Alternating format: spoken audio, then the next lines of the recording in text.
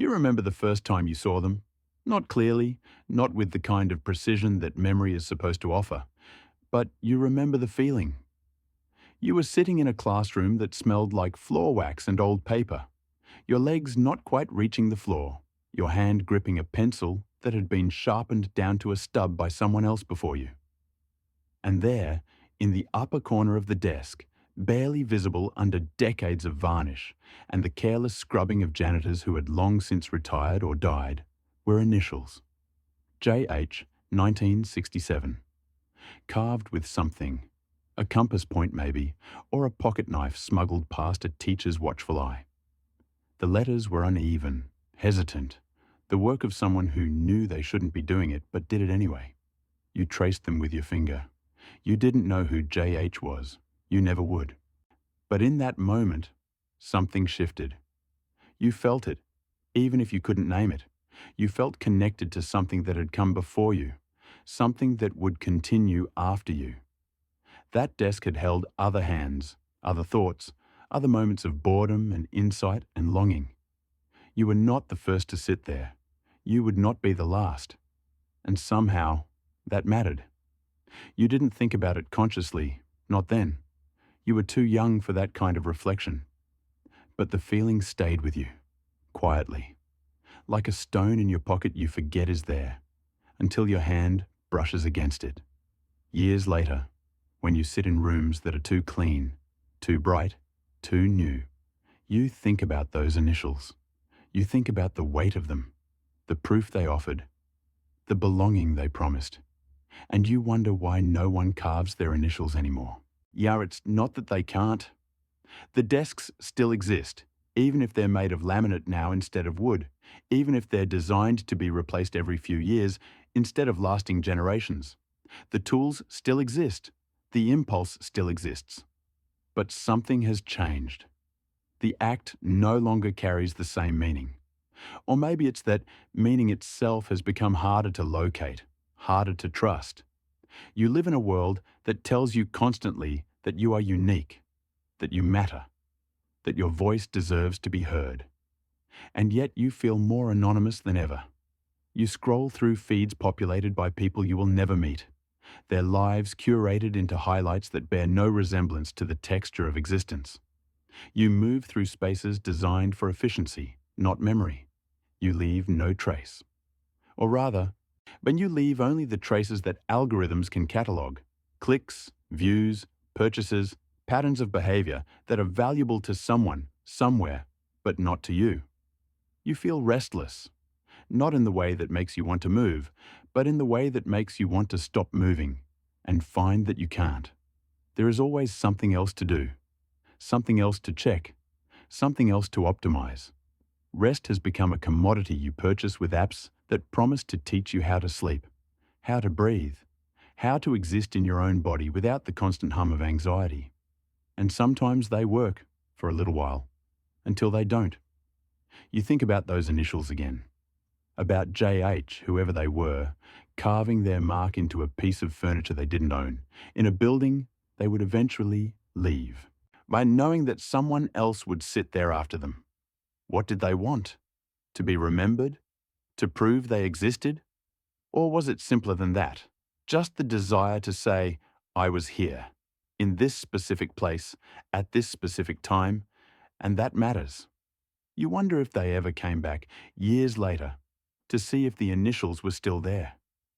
You wonder if they felt what you felt when you found them, that strange, quiet sense of continuity, that you were part of something larger than yourself, something that moved through time without asking for permission or explanation. Modern life doesn't offer much of that. It offers convenience. It offers choice. It offers the illusion of control over a future that feels increasingly uncertain. But it doesn't offer the feeling of being held by something older and larger than your own life. It doesn't offer the assurance that your existence is woven into a fabric that will outlast you. And so you feel untethered, not dramatically, not in a way that makes you collapse or cry out, just in a way that makes everything feel a little too light, a little too temporary. You move through your days and nothing sticks. You achieve things and they evaporate.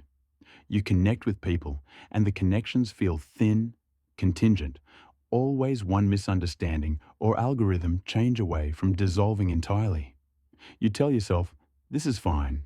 This is modern life. Everyone feels this way. And maybe they do. But that doesn't make it easier. It just makes it lonelier. Because here's the truth you don't want to admit. You're not sure what you're doing matters. Not in the grand sense.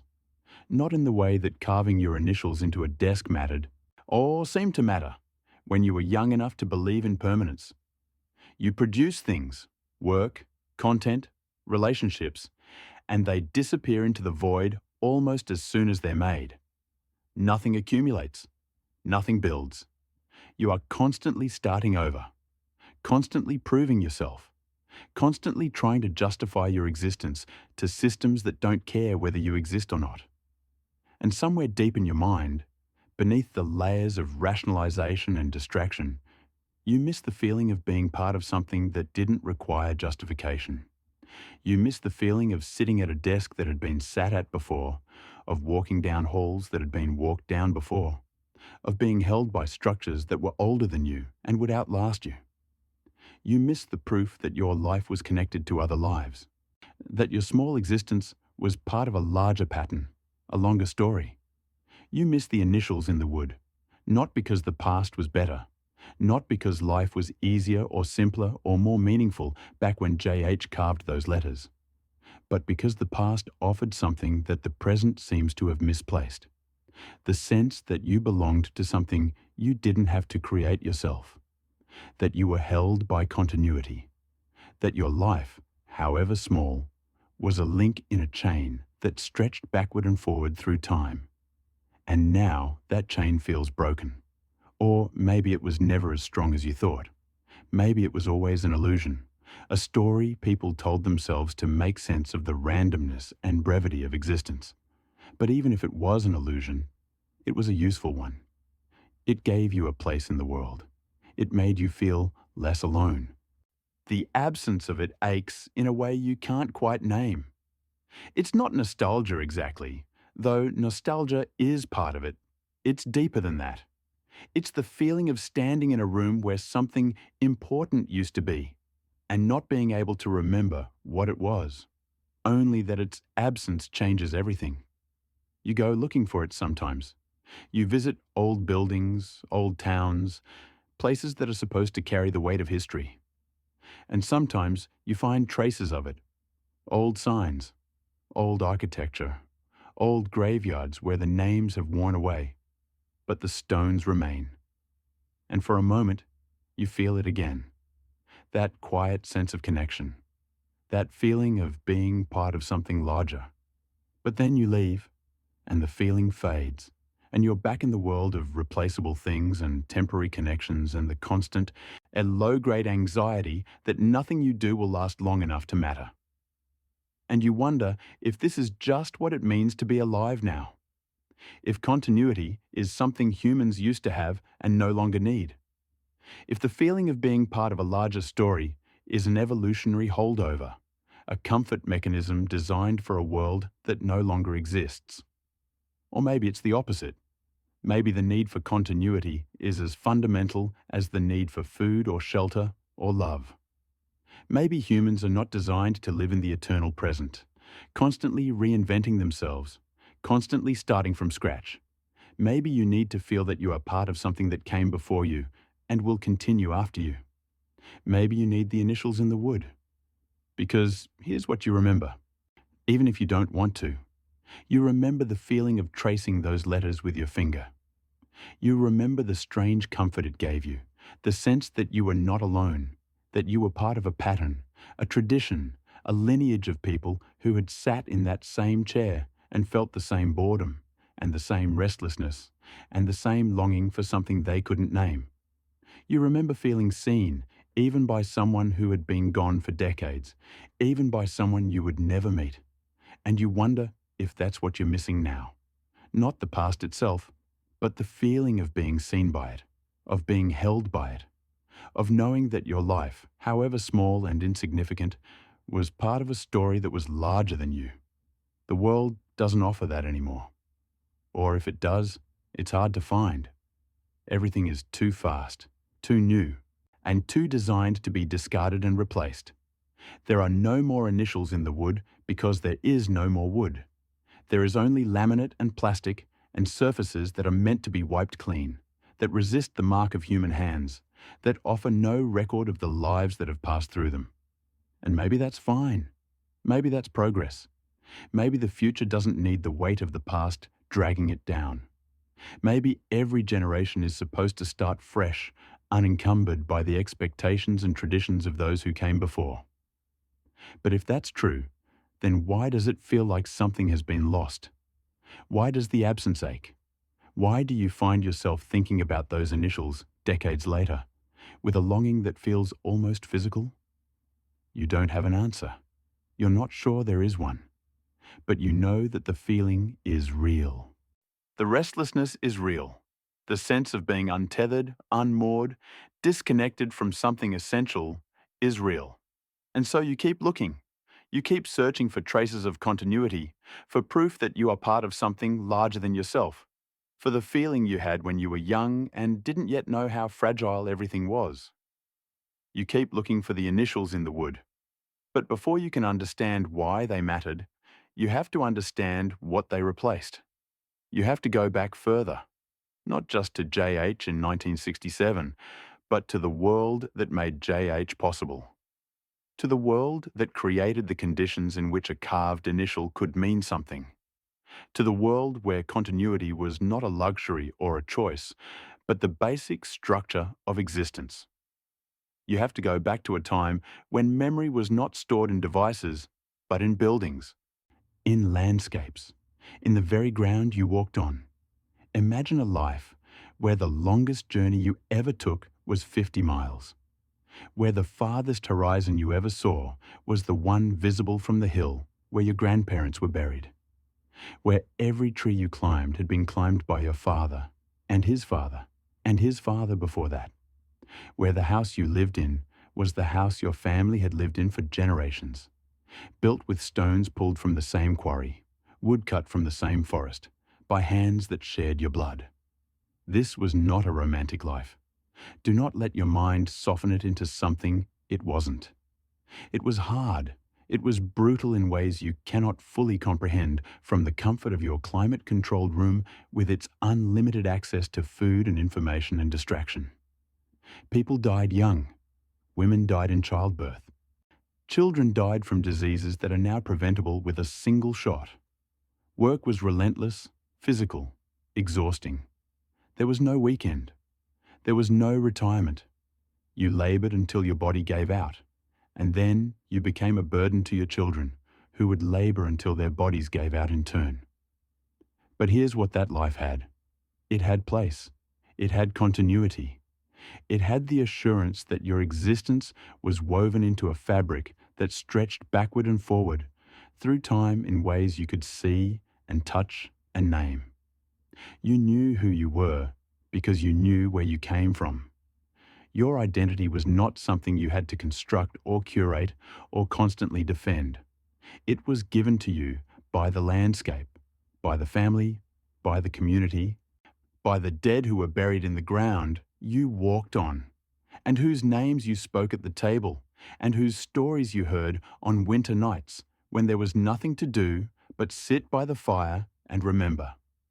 You worked the same land your ancestors worked. You used the same tools, or tools made by the same process. You worshipped in the same church, if there was a church. You were baptized in the same water, married under the same roof, buried in the same ground. Your life was a repetition, with minor variations, of the lives that had come before you. And when you died, your children would repeat your life, with minor variations, and their children would repeat theirs. This sounds suffocating to you now. The thought of living the same life your parents lived, of having no choice, no possibility of reinvention, no chance to become something different, something new. It feels like death. You have been taught to value autonomy above almost everything else, to see tradition as a cage, To believe that freedom means the ability to shed the past and create yourself from nothing. But for most of human history, that kind of freedom didn't exist. And more importantly, most people didn't want it. Because freedom from the past also meant isolation from the structures that gave life meaning and coherence. It meant standing alone, without the support of lineage, without the assurance that your life was part of a larger pattern, without the comfort of knowing that the world you were born into was the same world your children would inhabit. You lived in a world where the past was always present, where memory was not something you had to actively maintain, but something that was embedded in the environment itself. The scar on the barn door from the flood of 1843, the stone wall built by your great-grandfather during the first year of his marriage, the tree planted when your mother was born, now taller than the house, the church pew with your family's name carved into it, worn smooth by generations of hands. These were not sentimental objects. They were the infrastructure of identity. They told you who you were. They anchored you in time and space. They gave you a role in a story that was larger than your own life. And when you sat at the table in the evening, eating food grown from the same soil your ancestors had tilled, you were not just eating. You were participating in a ritual that connected you to everyone who had come before you. The food was the same. The table was the same. The prayers, if there were prayers, were the same. You were part of a chain of being that stretched so far back it disappeared into myth, into the time before memory, when the first of your people arrived in this place and decided to stay. You didn't have to wonder if your life mattered. You knew it mattered because it was part of something larger. You were a link in the chain, and if you broke, if you failed to marry, failed to have children, failed to pass on the name and the land and the stories, the chain would break with you. That was a burden, yes, but it was also a purpose. It was also proof that you were necessary.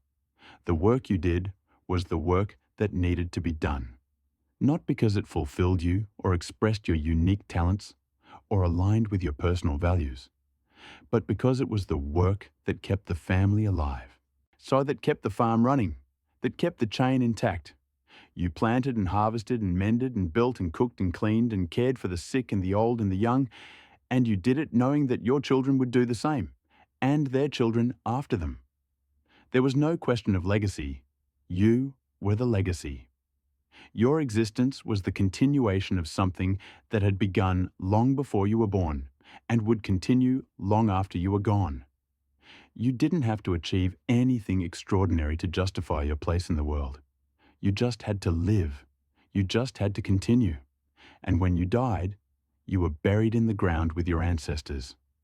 Your name was added to the family Bible, or the church record, or the collective memory of the community. Your children told stories about you. Your grandchildren remembered you as the person who always sang while working, or who had a gift for healing animals, or who could predict the weather by the shape of the clouds. You became part of the mythology of the place. You became one of the ghosts. This is what continuity looked like. Not a feeling, but a structure. Not an idea, but a physical reality embedded in the landscape and the rhythms of daily life. And then it started to break. Not all at once, not with a single catastrophic event, but slowly, incrementally, over generations. First, some people left. They went to the cities for work, for opportunity, for escape. They sent letters back, and the letters described a different kind of life. A life where you could choose your work, where you could marry someone your family didn't know, where you could become something other than what your parents were. It sounded like freedom, and for some it was, but it also meant leaving behind the structures that had held you, leaving behind the land, the family, the community, the dead, leaving behind the assurance that your life was part of a larger story. You became unmoored. You had to create your own meaning. You had to build your own identity from scratch, without the support of tradition or lineage or place. You had to prove yourself, constantly, to a world that had no reason to care whether you existed or not. And this was hard, harder than the work you'd left behind, because at least that work had meaning built into it. It was part of the cycle. It was necessary. But this new work, this factory work, this office work, this endless production of things for people you would never meet, it had no inherent meaning. You had to impose meaning on it. You had to tell yourself that it mattered, that you were building something, that your labor was contributing to progress, to civilization, to the future. But deep down, you weren't sure. Deep down, you suspected that you were just a cog in a machine that would replace you the moment you broke. That your existence was contingent, temporary, disposable. That there was no chain anymore, no continuity, no assurance that what you were doing today would matter tomorrow. And yet, you couldn't go back. The old world was gone. The land had been sold or abandoned or divided among too many heirs to sustain anyone. The family had scattered. The stories had been forgotten. The dead were buried in places no one visited anymore. You were free. But freedom turned out to be another word for alone. Still, for a while, the structures held. Not the old structures, not the family farm or the ancestral village, but new structures, institutions, schools, churches, unions, civic organizations, places where continuity could be rebuilt, where you could feel part of something larger than yourself, where your life could be connected to other lives in ways that mattered. The school was one of those places. It became a kind of commons, a shared space where different families sent their children to be shaped into citizens, into members of a community, into inheritors of a tradition that was no longer tied to a specific piece of land, but to a set of ideas, a way of being in the world. And in that school, there were desks, wooden desks, heavy, solid, built to last. So desks that would hold generations of children, that would bear the marks of their presence, that would carry the weight of memory. When you sat at one of those desks, you were not just sitting at a piece of furniture. You were sitting in a place that had been inhabited by others before you. You were part of a lineage that wasn't based on blood, but on shared experience.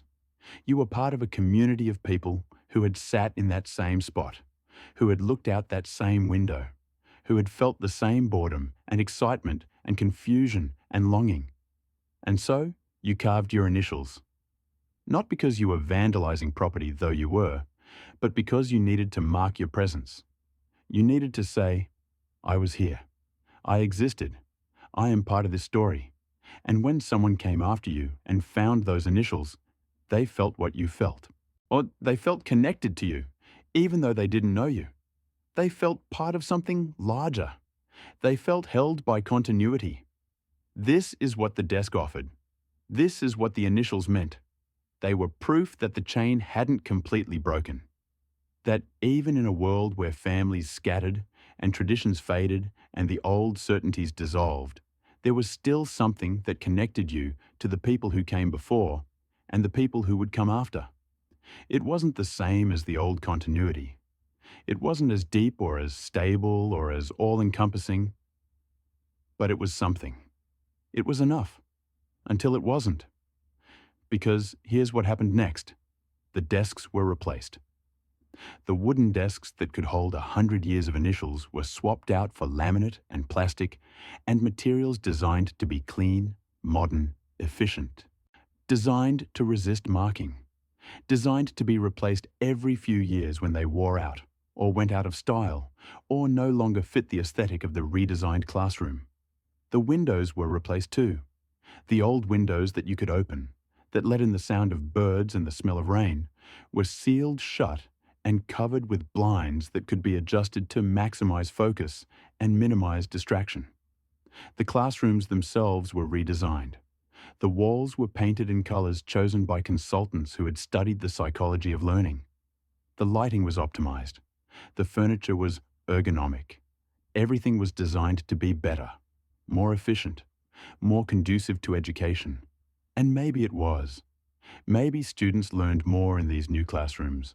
Maybe they were more comfortable, more focused, more engaged. But something was lost.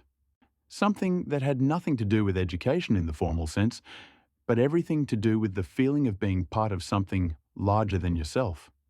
You couldn't carve your initials into a laminate desk. Or you could, but it didn't feel the same. The material resisted you. It didn't hold the mark the way wood did. And even if you managed to scratch something into it, you knew it wouldn't last. The desk would be replaced in a few years anyway. Your mark would be erased. Your presence would be forgotten. The classroom no longer felt like a shared space, inhabited over time by different generations. It felt like a temporary container, a neutral backdrop for the business of learning. It had no memory. It offered no continuity. And so the practice of carving initials faded. And not because it was forbidden, though it was, but because it no longer meant anything. The gesture had lost its power. The proof it offered was no longer available. You moved through these new spaces without leaving a trace. You sat at desks that had never been sat at before and would be thrown away before anyone else sat at them. You learned in rooms that had no history, no accumulated presence, no ghosts, and you felt it, even if you couldn't name it. You felt the absence, the thinness, the sense that you were floating through spaces that had no memory and no future, that existed only in the present moment, that would be wiped clean the moment you left. This is what happens when continuity is designed out of the world, when every surface is made to resist the mark of human hands, when every structure is built to be temporary, replaceable, and disposable. You lose the feeling of being part of something larger. You lose the proof that your existence matters. You lose the ghosts. And here's the thing about ghosts. You need them. Not in the supernatural sense, though maybe in that sense too, but in the sense that you need to feel the presence of the people who came before you. You need to know that you are part of a story that didn't begin with you and won't end with you. You need to feel held by continuity, even if that continuity is fragile, even if it's just a set of initials carved into a desk by someone you will never meet. Because without that feeling, you are alone in a way that is almost unbearable. You are untethered. You have to create meaning from scratch every day, with no support from the past and no assurance that anything you create will last into the future. And that is exhausting. It is destabilizing. It is the source of the restlessness you feel now, the sense that something essential is missing, the longing for a world that offered proof of your place in it. You are not nostalgic for the past because the past was easier. You are nostalgic for it because it gave you a place in the world, because it held you, because it made you feel that your life, however small, was part of something larger. And the present doesn't offer that. The present offers choice and freedom and autonomy. It offers the ability to reinvent yourself, to shed the past, to become something new. But it doesn't offer the feeling of being held. It doesn't offer the ghosts. And so you feel restless. You feel unmoored. You search for traces of continuity in a world that has been designed to erase them. You search for the initials in the wood. But maybe the problem is not that the world has changed. Maybe the problem is that you are asking the world to give you something it was never designed to give. Maybe continuity was always fragile. Maybe the feeling of being held by something larger than yourself was always, to some degree, an illusion. Think about J.H. in 1967, carving those initials into the desk. What were they really doing? Were they connecting themselves to a lineage of students who had come before? Or were they just bored, restless, looking for a way to pass the time, to mark their presence in a world that felt indifferent to them? You want to believe it was the former. You want to believe that J.H. felt what you felt when you found those initials, that sense of connection, of continuity, of being part of something larger. But you don't know. You can't know. J.H. is gone. The context is gone. All that remains is the mark itself and the meaning you have projected onto it. Maybe that's all continuity ever was. Not a real connection across time, but a story you told yourself to make sense of your place in the world. A way of feeling less alone. A way of believing that your life mattered And maybe that's okay. Maybe illusions are necessary. Maybe humans need to believe that they are part of something larger in order to function, in order to keep going, in order to find the strength to get up in the morning and do the work that needs to be done. Or maybe it's not an illusion at all. Maybe the connection is real, even if it's not the connection you think it is. Because here's what actually happened when you found those initials. One, you traced them with your finger. You felt something shift inside you. You felt connected to JH, whoever they were, across a gap of decades. And that feeling was real. It changed you. It shaped the way you saw the world. It gave you a sense of belonging that stayed with you, even when you couldn't name it, even when you forgot about the initials entirely. And maybe JH felt the same way when they carved those letters. Maybe they were thinking about someone in the future, someone they would never meet, tracing those initials and feeling what they felt. Maybe the act of carving was an act of faith, a way of saying, I believe that I am part of something larger, even if I can't see it, even if I can't prove it. And if that's true, then the connection is real. Not because there is some metaphysical thread linking you to JH across time, but because you are both participating in the same act of faith. You are both choosing to believe that your lives are connected, that your existence matters, that the marks you leave in the world will be found by someone who needs to find them. This is what continuity really is. Not a structure imposed from outside, not a chain of blood or tradition or place, but a choice. A decision to believe that you are part of something larger and to act as if that belief is true. And the evidence for this is everywhere, if you know how to look for it. It's in the books you read, written by people who have been dead for centuries, whose words still speak to you, still change you, still make you feel less alone. It's in the music you listen to, created by people you will never meet, whose emotions somehow align with yours in a way that feels like recognition, like being seen. It's in the buildings you walk through, designed by architects who had no idea you would exist, but who built spaces that hold you, that shape the way you move and think and feel. You are always surrounded by the marks of people who came before you. The world is full of ghosts. You just have to be willing to see them. But modern life makes it hard. Everything is designed to keep you in the present, to keep you focused on the task at hand, the notification on your screen, the next thing you need to do. There is no time to think about the past, no space to feel the presence of the people who came before.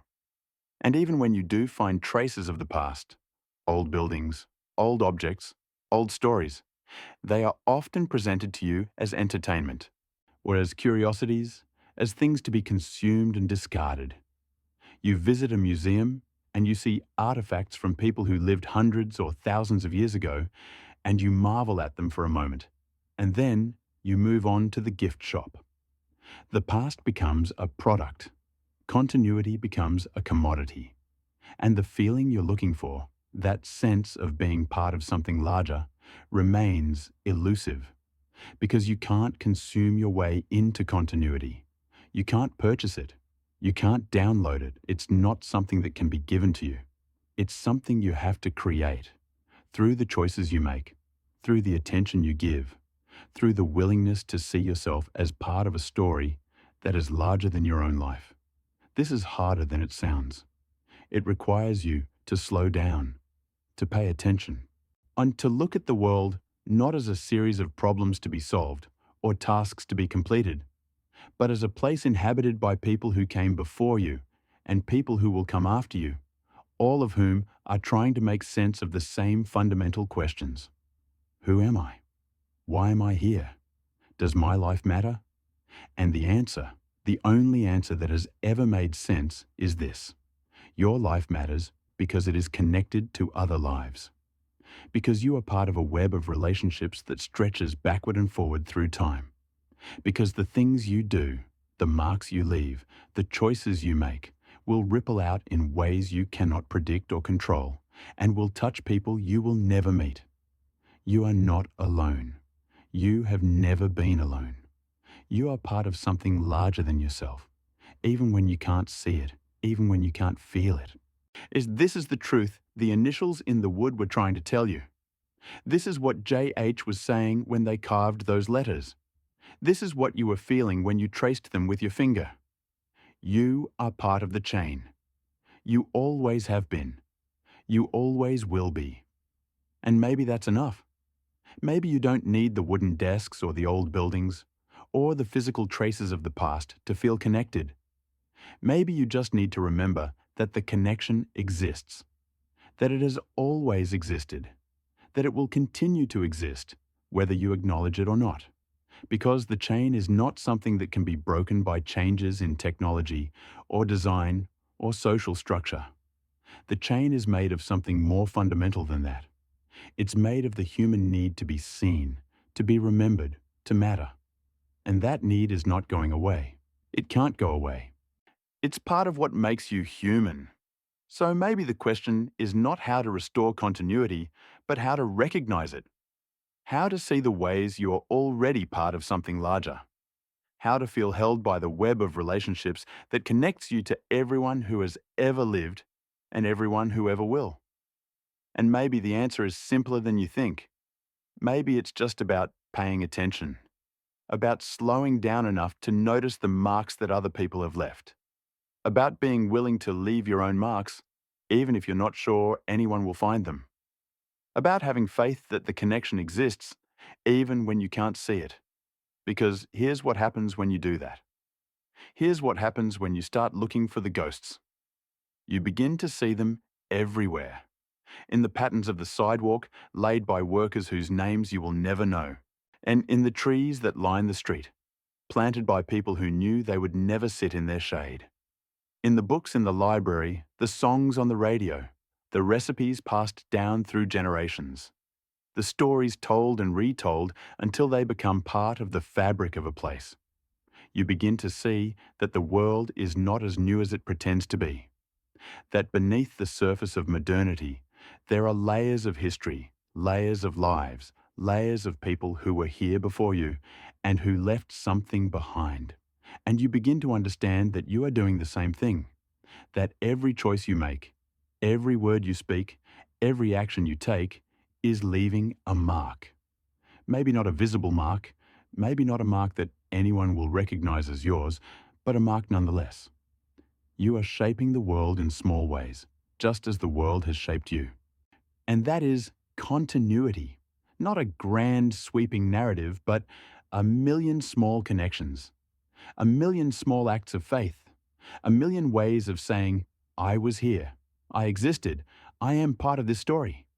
You don't need a wooden desk to do that. You don't need to carve your initials into anything. You just need to live with the awareness that your life is part of something larger, that you are held by a web of relationships that you cannot fully see or understand. But that is real nonetheless. And maybe that awareness is enough. Maybe it's all you've ever needed. Because the restlessness you feel, the sense of being untethered, unmoored, disconnected, it's not because the world has failed you. It's because you have forgotten how to see the connections that are already there. You have forgotten how to look for the ghosts. But they are still there. They have always been there. And they are waiting for you to notice them. When you were a child, time moved differently. A school year felt infinite. Summer stretched out before you like a vast, unmapped territory. The idea of being an adult, of having a life beyond the one you were living, was so remote, it might as well have been fiction. You sat at that desk with JH's initials, and you existed in a kind of eternal present. You were not thinking about the past or the future. You were just there, in that moment, feeling the weight of the wood under your hands, the pressure of the chair against your legs, the particular quality of light coming through the window. And yet, even in that eternal present, you felt the presence of time. You felt the layers.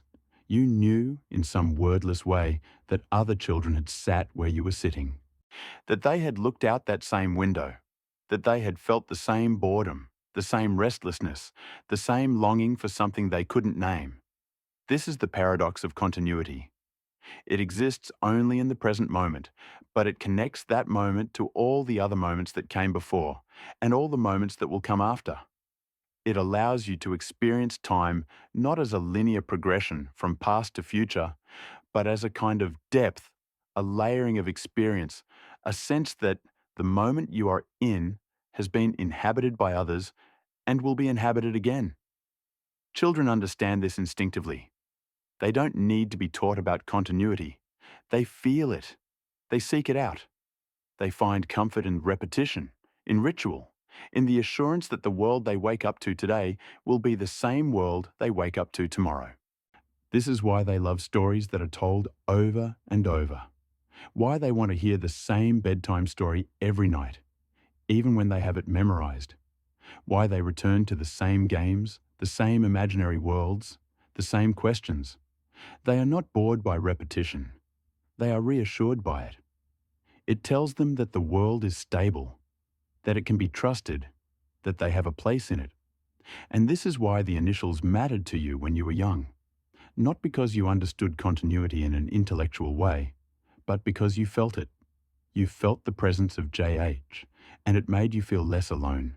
It made you feel that you were part of something that had been going on before you arrived and would continue after you left. But as you grew older, something changed. Time started to move faster. Years began to blur together. The rituals and repetitions that had once felt comforting began to feel stifling. You wanted to escape. You wanted to find something new, something that was yours, something that didn't carry the weight of the past. And so you left. Maybe not literally, though maybe that too. But you left the world of continuity. You entered the world of change, of progress, of constant forward motion.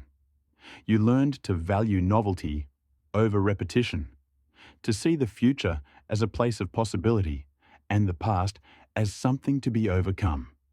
This is what modernity promised you, that you could shed the weight of history, that you could reinvent yourself, that you could be free. And for a while, it felt like freedom. It felt exhilarating. You moved to new places, met new people, tried new things. You were not bound by the expectations of your family or your community or your past. You could be anyone. You could do anything. But eventually, the exhilaration faded. And what replaced it was something you didn't expect. Not regret exactly, though there was some of that, but a kind of emptiness, a sense that you had gained freedom but lost something else, something you hadn't realized you needed until it was gone. You had lost the feeling of being held, the feeling of being part of something larger, the feeling of being connected to the people who came before you and the people who would come after. You had lost the ghosts. And so you started looking for them again. Not consciously, not with intention, but in small, half-aware ways. You found yourself drawn to old things, old buildings, old books, old music, things that carried the marks of time, that had been touched by other hands, that had stories embedded in them. You visited the places you had known as a child, and you looked for traces of the world you remembered. The school you had attended, the house you had grown up in, the park where you had played. And sometimes the traces were still there. The school building, though it had been renovated, still stood. The park, though it had new equipment, still had the same trees. And when you stood in those places, you felt something shift. You felt the presence of your younger self, and all the other children who had been there before you, and all the children who would come after. You felt the layers of time. You felt the continuity. But sometimes the traces were gone. The house had been torn down. The school had been closed. The park had been paved over to make room for a parking lot. And when you stood in those places, you felt something else, a kind of grief, a sense that something essential had been erased, that the connection to the past had been severed. And you realized that continuity is fragile, that it requires maintenance, that it can be lost not through some catastrophic event, but through 1,000 small decisions to prioritize the new over the old, efficiency over memory, progress over preservation. This is what has happened to the modern world. Not all at once, but gradually, over generations. The structures that once held continuity in place have been dismantled. The buildings have been replaced. The rituals have been abandoned. The stories have been forgotten. And in their place, we have built a world that is designed to help us forget. A world that is constantly changing, constantly updating, constantly replacing the old with the new. A world where nothing lasts long enough to accumulate meaning, where nothing leaves a mark deep enough to be felt by future generations. You live in a world of surfaces, smooth, clean, designed to resist the touch of human hands. A world where you can move through space without leaving a trace. Where you can live an entire life without ever feeling that you are part of something larger than yourself. And this is not an accident. This is a choice, a design philosophy, a way of organizing the world that prioritizes efficiency and convenience and novelty over memory and continuity and connection. And maybe there are good reasons for this. Maybe the old world, with its emphasis on tradition and repetition and lineage, was too rigid, too oppressive, too limiting. Maybe people needed to be free from the weight of the past in order to create new possibilities, new ways of living, new forms of connection. But in freeing ourselves from the past, we have also freed ourselves from the structures that gave life meaning. We have gained autonomy, but lost belonging. We have gained choice, but lost certainty. We have gained the ability to reinvent ourselves, but lost the feeling of being held by something larger than ourselves. And that loss has consequences. You feel them every day, even if you don't recognize them as such. The restlessness, the anxiety, the sense that something is missing, the constant search for meaning in a world that offers endless distractions but very little depth. You are looking for the initials in the wood. But the wood is gone, the desks are gone, and the structures that once held continuity in place have been dismantled. And so you are left with a choice. You can mourn what has been lost. You can rage against the forces that dismantled it. You can try to rebuild it, to recreate the old structures, to restore the continuity that once existed. Or you can accept that the world has changed, that the old forms of continuity are gone and are not coming back, that the future will not look like the past, no matter how much you wish it would. And if you accept that, then the question becomes, how do you create continuity in a world that is designed to erase it? How do you feel connected to something larger than yourself when all the old structures have been dismantled? Maybe the answer is that you build new structures. Not physical structures, though, maybe those too. No, but structures of attention, structures of care, structures of relationship.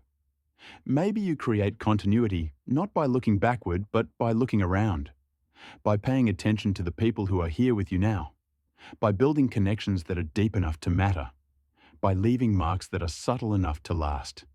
Maybe you carve your initials not into wood, but into the lives of the people you touch, not through grand gestures or dramatic acts, but through small, consistent choices, through showing up, through paying attention, through being present. Because here's the thing about continuity. It doesn't require old buildings or wooden desks or physical traces of the past. Those things help. They make continuity easier to feel, easier to recognize, easier to trust. But continuity is not a thing. It's a relationship. It's the web of connections that links you to other people, to other lives, to other moments in time. And that web exists whether you can see it or not. It exists in the words you speak and the way you speak them, in the stories you tell and the way you tell them, in the care you give and the attention you receive, in the million small ways you touch other lives and are touched by them. You don't need a wooden desk to be part of something larger than yourself. You just need to be willing to see the connections that are already there, to honor them, to tend to them, to trust that they matter, even when you can't see the full picture. And maybe that's what the initials were really about. Not the physical mark itself, but the act of marking. The choice to say, I was here, I existed, I am part of this story. And that choice is always available to you. It doesn't require permission. It doesn't require the right tools or the right circumstances or the right kind of desk. It just requires the willingness to believe that your life is connected to other lives, that the things you do matter, that the marks you leave will be found by someone who needs to find them. This is the faith that JH had when they carved those initials. And this is the faith you felt when you found them. It's the faith that makes continuity possible, not as a structure imposed from outside, but as a choice made from within. A decision to live as if you are part of something larger, even when you can't see it, even when you can't prove it. And maybe that's enough. Maybe it's always been enough. The light is changing now. You can feel it even if you can't see it. The quality of the air is different, softer. The way it feels when a storm has passed and the world is settling back into itself. You're tired. You've been thinking about this for a long time. Too long, maybe. Turning it over in your mind, looking for answers that keep slipping away just when you think you've found them. But maybe that's the point. Maybe there are no answers. Maybe there are only questions. And the willingness to keep asking them. And the faith that the asking itself is enough. You think about JH again, about those initials carved into the desk, about the moment when they decided to leave that mark. What were they feeling? What were they hoping for? You'll never know. And maybe that's okay. Maybe the not knowing is part of it. Maybe the mystery is what makes the connection possible. If you knew everything about JH, who they were, what they wanted, how their life turned out, maybe the initials would lose their power. Maybe they would become just another piece of information, another fact to be catalogued and filed away. But because you don't know, because all you have is the mark itself and the feeling it gave you, the connection remains alive. It remains open. It remains a question you can ask without ever needing to answer. This is what it means to live with ghosts. Not to know them, but to feel their presence. Not to understand them, but to honor them. Not to capture them, but to let them move through you, changing you in ways you cannot predict or control. You are a ghost too, you know. To the people who will come after you. To the children who will sit where you sat, who will walk where you walked, or who will wonder about the lives that were lived in the places they inhabit. You are leaving marks, even if you can't see them, even if you're not trying to. Every choice you make, every word you speak, every moment of kindness or cruelty or indifference, it's all leaving a trace. It's all shaping the world in ways that will ripple out long after you're gone. And maybe that's the real meaning of continuity. Not that you can control how you're remembered, or even that you will be remembered at all, but that your life is part of a larger pattern, that you are contributing to something that is bigger than yourself, something that will continue after you're gone, something that connects you to everyone who came before and everyone who will come after. You are part of the chain. You always have been. You always will be. And that is enough. Let yourself feel that for a moment. Let it settle into your body, into your breath. You are part of the chain. You are held by continuity, even when you can't feel it. You are connected to something larger than yourself, even when you can't see it. The restlessness is still there. It probably always will be. The sense that something is missing, that the world has lost something essential, that the structures that once held people in place have been dismantled. But maybe the restlessness is not a problem to be solved. Maybe it's a signal, a reminder that you need connection, that you need to feel part of something larger, that you need the ghosts. And the ghosts are there. They're always there. You just have to be willing to look for them. They're in the old buildings that still stand, even if they've been converted to new uses. They're in the stories that are still told, even if the details have changed. They're in the rituals that persist, even in diminished form. They're in the words that have been passed down through generations, carrying meanings that have shifted and evolved, but never entirely disappeared. They're in the music you listen to, the books you read, the art you look at. They're in the food you eat, the clothes you wear, the language you speak. They're in every aspect of your life that connects you to the people who came before, to the traditions and innovations and struggles and triumphs that have shaped the world you inhabit. You don't have to go looking for them in museums or historical sites or carefully preserved monuments. You just have to pay attention. You just have to be willing to see the layers of time that exist in every moment. It's in every place, in every object. The coffee cup you're holding was made by someone you'll never meet, in a factory you'll never see, using techniques that have been refined over generations. The chair you're sitting in was designed by someone who thought about how bodies move, how weight is distributed, how comfort is achieved. The room you're in was built by workers who followed plans drawn up by architects who were trained in traditions that go back centuries. You are surrounded by the work of other people.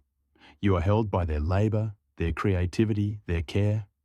You are part of a web of relationships that connects you to millions of lives, past and present, in ways you can barely begin to comprehend. This is continuity. Not a single chain, but a vast network. Not a straight line from past to future, but a complex, layered, a constantly evolving pattern of connections. And you are part of it. You have always been part of it. You will always be part of it. Even when you feel most alone, most untethered, most disconnected from everything and everyone, you are still part of the pattern. You are still held by the web. You are still connected to the ghosts. You just have to remember. You just have to pay attention. You just have to be willing to see.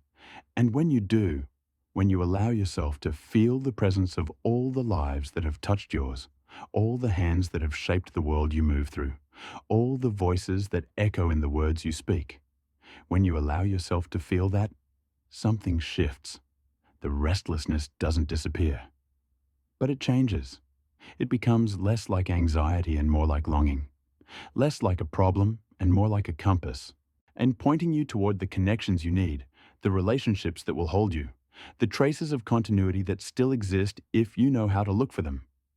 You don't need to return to the past.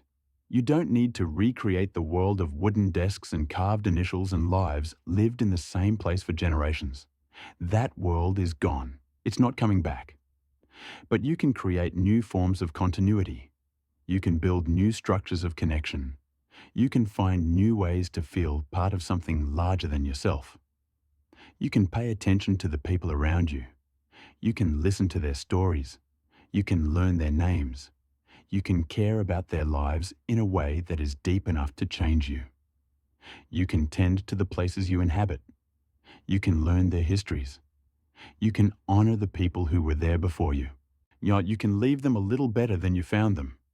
You can create things that will outlast you. Not grand monuments or lasting achievements, but small, quiet things. A garden that will bloom after you're gone. A story that will be told and retold. A kindness that will ripple out in ways you can't predict. You can carve your initials, not into wood, but into the world. Not through grand gestures, but through consistent presence. Not through force, but through care. And when you do that, when you choose to live as if you are part of something larger, as if your life is connected to other lives, as if the marks you leave will matter to someone, somewhere, someday. When you do that, you create continuity, not the old continuity, not the continuity of blood and land and tradition, but a new continuity, a continuity of choice, a continuity of attention and care and faith. And maybe that's all continuity has ever been. Not a fixed structure, but a living relationship. Not something that is given to you, but something you create through the choices you make, the attention you give, the willingness to believe that your life is part of a larger story. The initials in the wood were never really about JH. They were about you, about your need to feel connected, about your longing to be part of something larger, about your desire for proof that your life matters. And the proof is not in the initials themselves. The proof is in the fact that you looked for them, that you found them, that you felt something when you traced them with your finger. The proof is in the fact that you're still thinking about them decades later, that they changed something in you, that they gave you a gift you didn't know you needed, and now you have the opportunity to give that same gift to someone else. Not by carving initials into a desk, though you could do that too if you wanted, but by living in a way that acknowledges the connections that already exist, by paying attention to the ghosts, by being willing to become a ghost yourself, a presence that will linger in the lives of the people who come after you, offering them the same comfort you received. You are part of the chain, and the chain is not broken. It has just changed shape. It has become more diffuse, more subtle, harder to see. But it's still there. It's still holding you. It's still connecting you to everyone who came before and everyone who will come after. You don't need the wooden desks to prove it. You just need to believe it. And you just need to live as if it's true. And when you do, when you allow yourself to rest in that belief, something happens. The restlessness begins to quiet. Not all at once, not permanently, but enough. Enough to let you breathe. Enough to let you sleep. Because here's the secret that the modern world doesn't want you to know. You don't have to earn your place in the chain. You don't have to achieve anything, or prove anything, or become anything. You just have to exist. You just have to be willing to see yourself as part of the pattern. Your life matters because you are alive, because you are here, because you are part of this moment, this place, this vast and incomprehensible web of relationships that connects everything to everything else. You matter because you are part of the story, not the hero, not the main character, just a presence, a mark, a trace of life that will linger after you're gone in ways you cannot predict or control. And that is enough. It has always been enough. It will always be enough. So let yourself rest now. Let the questions go. Let the searching stop, just for a moment. Let yourself be held by the knowledge that you are part of something larger, that you are connected to the ghosts, that your life is woven into the fabric of time in ways that are too subtle to see, but too real to deny. You are part of the chain. You always have been. You always will be. And the initials in the wood, those letters carved by someone you never met, in a time you can barely imagine, with hopes and fears and longings you will never fully understand. Those initials were waiting for you. They were always waiting for you. Not because J.H. Well, I knew you would find them, but because the act of carving was itself an act of faith, a belief that someone, somewhere, sometime, would trace those letters and feel what they felt, would understand what they understood, would know without needing to be told that they were not alone. And you did find them, and you did feel it, and you did understand. And now it's your turn. Not to carve initials into a desk, there are no more desks like that, and maybe there never will be again, but to live with the same faith. To believe that the marks you leave will be found by someone who needs to find them. To trust that your life is part of a larger story, even when you can't see the whole picture. To believe that you are held, even when you feel untethered. That you are connected, even when you feel alone. That you belong to something larger than yourself, even when the evidence is thin and the structures are gone, and the world seems designed to make you forget. This is the gift the initials gave you. And this is the gift you can give to others. Not through grand gestures or lasting monuments, but through small acts of faith. Through living as if the connections matter. Through tending to the ghosts. The light is fading now. The day is ending. Soon it will be time to rest. And when you close your eyes, you can imagine yourself sitting at that old desk again. You can feel the wood under your hands, worn smooth by decades of use. You can see the initials carved into the surface, barely visible, but undeniably there. You can trace them with your finger, slowly, feeling the grooves, feeling the presence of the person who made them, and feeling the weight of time, the layers of lives, the continuity that connects you to something larger than yourself. And you can know, with a certainty that goes deeper than thought, that you are part of the chain, that you are held, that you belong. The initials in the wood were proof, not of permanence. Nothing is permanent, but of connection, of the human need to reach across time and say, I was here, I existed, I am part of this story, and you are proof too. Your life is proof. Your presence is proof. The marks you leave, visible or invisible, are proof. You are part of the chain.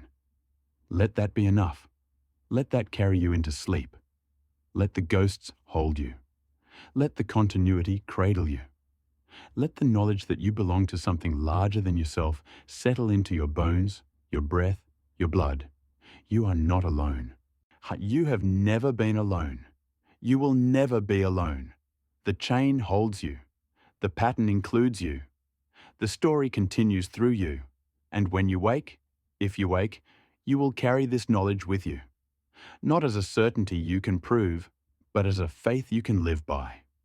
A belief that your life is connected to other lives, that your existence matters, that the marks you leave will be found by someone who needs to find them. You will carry the initials in the wood with you, not as a memory, but as a promise. A promise that you are part of something larger. A promise that the chain is not broken. A promise that the ghosts are always there, waiting for you to notice them. And maybe that's all you've ever needed. Maybe that's all anyone has ever needed. The proof that they belong. The knowledge that they are held. The faith that their life is part of a larger story. You are part of the chain. Rest now. The initials in the wood will still be there tomorrow, and so will you.